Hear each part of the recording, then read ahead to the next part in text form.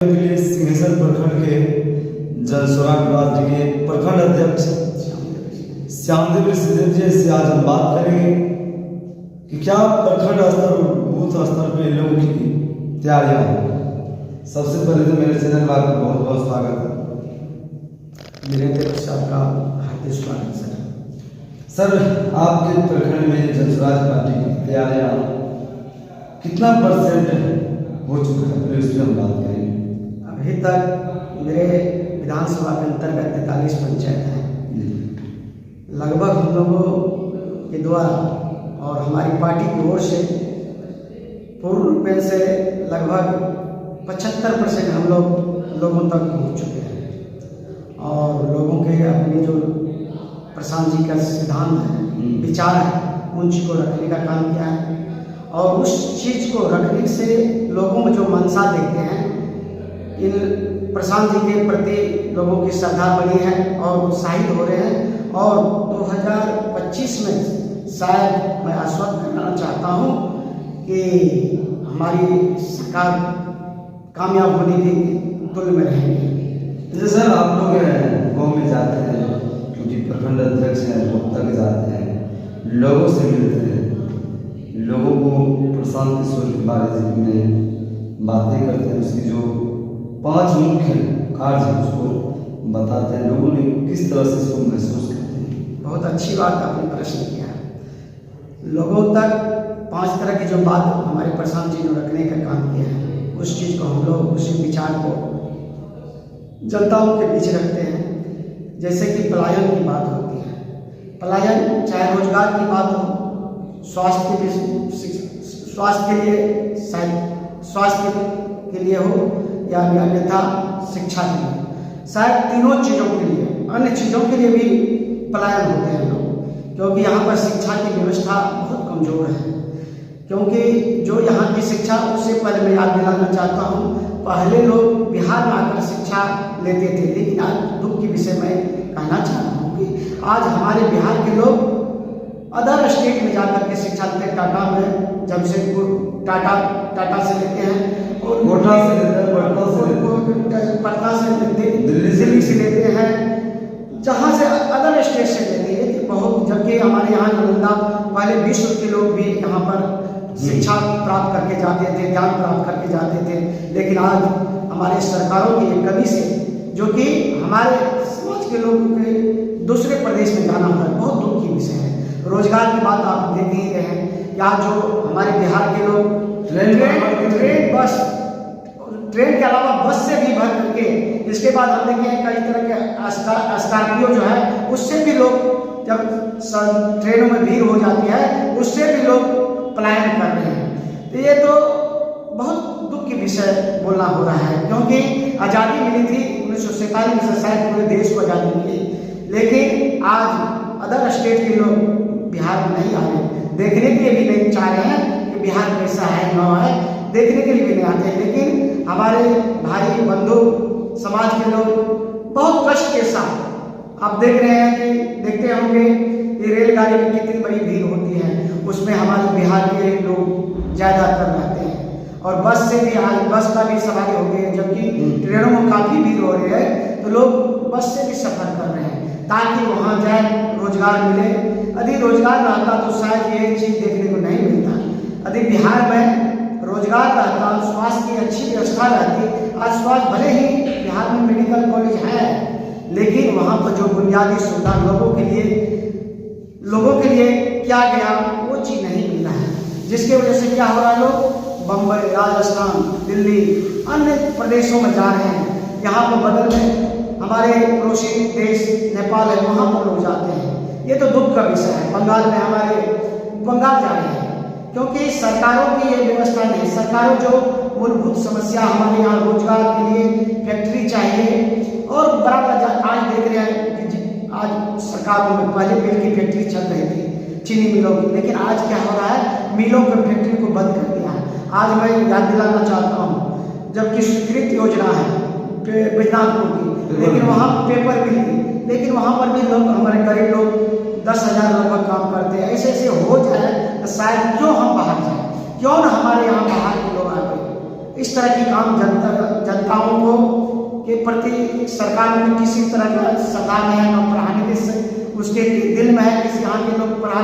आज मैं उसी की कर्म पर शिक्षा की जब बात आती है तो मैं एक कदम आगे बढ़ के करना चाहता हूँ। आज देखिए शिक्षा विभाग में बहाली हुई, सर्वे विभाग में, राजस्व विभाग में बहाली होती है, अन्य प्रदेश के लोग यहाँ आते हैं।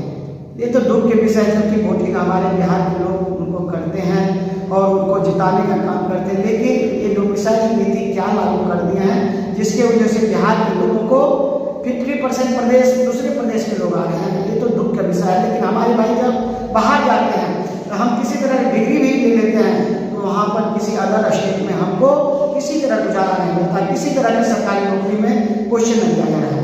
लेकिन ये तो सरकार की कमी है कि जो हमारे भाई को मान लीजिए मैं प्रखंड अध्यक्ष के नाते में ऐसी कोटा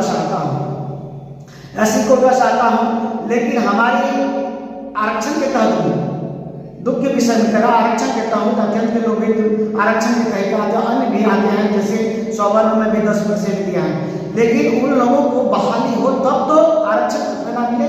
लेकिन आज यहाँ बिहार के लोगों को जो नीति लागू किए हैं उसके आधार पर उनका बहाली नहीं हो रहा, आरक्षण कहाँ से उनको लाभ मिलेगा।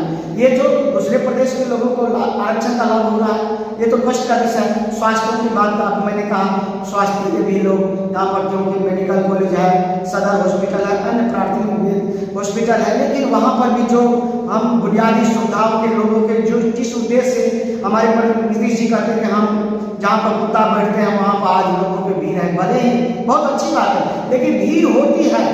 लेकिन उससे मैं कहना चाहूँगा कि उससे सुविधा तो प्राइवेट संस्था में है, जहाँ पर लोग मेडिकल के बगल में देखा जाए, जहाँ मैं पटना की याद दिला चाहता हूँ, यानी बिहार में जहाँ जहाँ भी सरकारी स्कूल है उससे सुविधा तो अन्य प्राइवेट संस्था में दी जाती है। तो आपके ये रहने से, आपके उतनी बड़ी पूंजी लगाने से इससे क्या फायदा है? बहुत खेद के विषय है। ये चीज लोगों को हम लोग देखते हैं, प्रशासन जी लोग रोजगार की बात करते हैं, प्लानिंग की बात करते हैं। तो इसके बाद मैं लोगों से इन बातों को रखने के बाद लोगों आकर्षित होते हैं और प्रशासन जी कहते हैं कि किसानों की मैं बात करना चाहता हूँ। किसानों की बात, जबकि आज भी 100% गारंटी रोजगार चल रहे हैं हमारे यहाँ, पूरे बिहार में, पूरे देश में चल रहे हैं। लेकिन आज जो 100 दिन का सरकार का मंशा, एक सरकार की प्रावधान है कि गरीब लोगों को, जो लोग इच्छुक हैं, चाहे जिस वर्ग का हो, इससे मैं नहीं कहना चाहता हूँ कि सिर्फ हरिजन कोटा के लोग हों, जिस वर्ग के लोग काम करना चाहते हैं उनको 100 दिन काम का रोजगार देने का काम करेंगे और साथ साथ यदि काम नहीं करते उसका भत्ता देने का काम करेंगे। लेकिन मैं सरकार से पूछना चाहूँगा, क्या गरीब लोग काम कर रहे हैं, उसको पेमेंट दे रहे हैं और भत्ता दिला रहे हैं?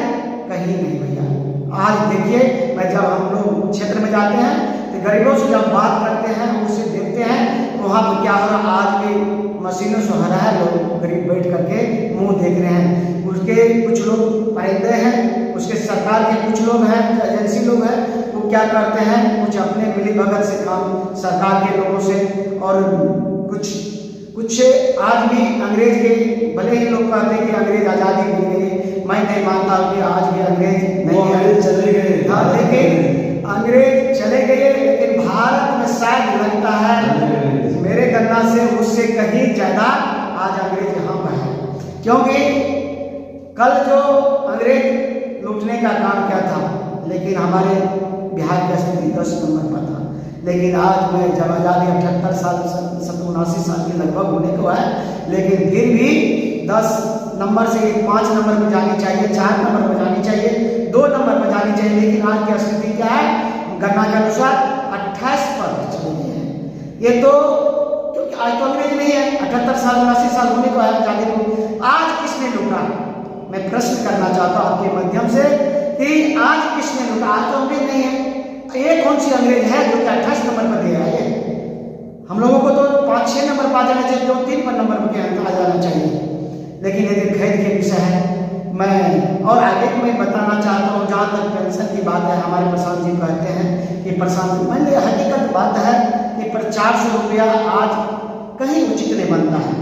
आज बूढ़े की एक विधवा को 400 रुपया पेंशन दिया जा रहा है, लेकिन उसका रोजी रोटी कभी उसका खान पान में जोड़ा जाए। यदि एक चाय का बूढ़े हैं तो एक चाय अवश्य पिएंगे, उसको गणना किया जाए और खान पान को गणना किया जाए, शायद यानी 5-6 दिन का वो खुराक रहता है। और दवाई सुई की बात में यदि बूढ़े को जब कमजोर हो जाते हैं तो सोचता है कि दवाई सुई को लगना ही है। अभी 400 रुपये में आप ही बताइए मीडिया साहब कि 400 रुपया में क्या हो सकता है। डॉक्टर साहब आज जो लिखते हैं दूध जहाँ का दवाई है शायद तो उसको ट्रीटमेंट कहाँ से हो सकेगा, कहाँ से हो सकेगा, ये तो खेल की विषय है। जो कि हमारे जबकि अदर प्रदेश में आज 2,015 रुपया दे रहे हैं, यहाँ 2500 दे रहे हैं, लेकिन हमारे बिहार सरकार के लोग 400 रुपया मांग रहे हैं। उससे उनकी मूलभूत समस्या का शायद निदान होने वाली नहीं है। किसानों के लिए मैंने मनरेगा की बात प्रशांत जी करते हैं कि किसानों को जो नकदी फसल है जैसे सब्जी साग है, आलू टमाटर बैगन हरा मिर्च यानी जो भी नकदी फसल है उसके लिए प्रशांत जी कहते हैं यदि हमारी सरकार आती है तो हम किसानों को मनरेगा के तहत उसको मुफ्त में मजदूर देंगे और मजदूर को हम सरकार देंगे पैसा।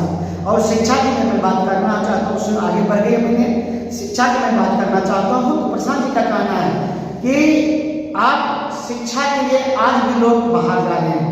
जो लोग जा रहे हैं बाहर, शिक्षा की बात मैं करना चाहता हूँ। शिक्षा में क्या क्या है गलत, सरकार की गलत नीति है वो क्या क्या है। वो सरकारी व्यवस्था तो वही सही बात है कि सरकार की व्यवस्था आपने की है, लेकिन उसके लिए आप क्या कहते हैं कोचिंग सेंटर को भी रजिस्ट्रेशन कर दिया है। बड़ी बड़ी संस्था जो चला रहे हैं लोग उस गलियारे में उसको आप रजिस्ट्रेशन करवाने का काम किया है। क्योंकि पूरे आपको मैं पूर्व का याद दिलाना चाहता हूँ, 80 से पहले का याद दिलाना चाहता हूँ। पहले भी आज जो आप नीतीश जी बहुत खुशी की बात है, 2 मंजिल स्कूल महाविद्यालय भी बना दिए हैं, लेकिन आज जो बुनियादी सुविधा होनी चाहिए वो चीज़ नहीं है। क्योंकि पहले तो देखा जाए पहले क्या होता था, एक जगह सभी बच्चे पढ़ते थे, जबकि स्कूल की समस्या गाँव समाज वाले चंदा चिट्ठा करके घर बनाते थे, टीना का चाहे कपड़े का घर बना करके उसमें नहीं तो यदि उसमें नहीं होता तो ब्रिज तक लोग बैठ करके पढ़ाई करते थे। उस टाइम में भी BPSC BIS लोग बनते थे, पर बहुत बड़े बड़े पदाधिकारी उस टाइम भी बनते थे। लेकिन आज भी आपके विद्यालय है, लेकिन जो सुविधा होनी चाहिए जनता की वो सुविधा नहीं है। क्योंकि आपने वो तो एक दुकान खोले हैं, कई दुकान खोले, पहले एक ही दुकान चल रहा था हमारे बिहार से, तो पूरे देश में एक ही दुकान चल रहा था। दिल्ली में भी यही चीज लागू है। मैंने दिल्ली का भी कुछ रोजी रोटी के लिए महीने में गया था, वहाँ पर देखिए बहुत बड़ी कंपनी सब अपना संस्था चला रहे हैं और उसको भी रजिस्ट्रेशन कर दिए। तो दोहरी नीति है। आपको यदि पढ़ाना है, जबकि शिक्षा मूलभूत समस्या, सबको शिक्षा जरूरी है संविधान के अनुसार, आपकी भी दायित्व बनता है, तो क्यों नहीं सबको एक जगह पढ़ाने का, हर बच्चे को पढ़ाने का काम करें। लेकिन ऐसा नहीं कर रहे हैं क्योंकि सरकारों की ऐसा मंशा नहीं है। गरीबों के बच्चा कहाँ जा रहे हैं सरकारी स्कूल में, वहाँ पर पढ़ाई नहीं हो रहा है, और जिसके पास पैसा है वो अलग संस्था में लोग कोचिंग सेंटर में 2025 में जैसा कि हम लोगों को अभी तक जो अनुभव हुआ, लोगों से जो मिलने का काम किए हैं, ऐसा लग रहा है लोगों को जो उत्साह देख रहे हैं प्रशांत जी जो स्वराज को पढ़ते, तो लगता है कि आने वाला समय में उन लोगों का, हम लोग ये भी बदलाव होने के निश्चित तौर पर बदलाव होने की चांस लग रहा है। हमारे साथ खास बातचीत करने के लिए सिंहेश्वर के प्रखंड अध्यक्ष थे, जिन्होंने प्रशांत किशोर के बारे में बात किया और लोगों की जो मूलभूत समस्या थी उसमें हमने बात किया। पूरी राय रखे इस वीडियो के ऊपर आप लोग का क्या राय है। आप लोग हमारे वीडियो को यूट्यूब में देख रहे हैं तो उसको सब्सक्राइब करें, यदि आप फेसबुक पेज पे देख रहे हैं तो ज़्यादा से ज़्यादा शेयर करें और फॉलो करें, कमेंट जरूर करें। देखते रहे, जय हिंद।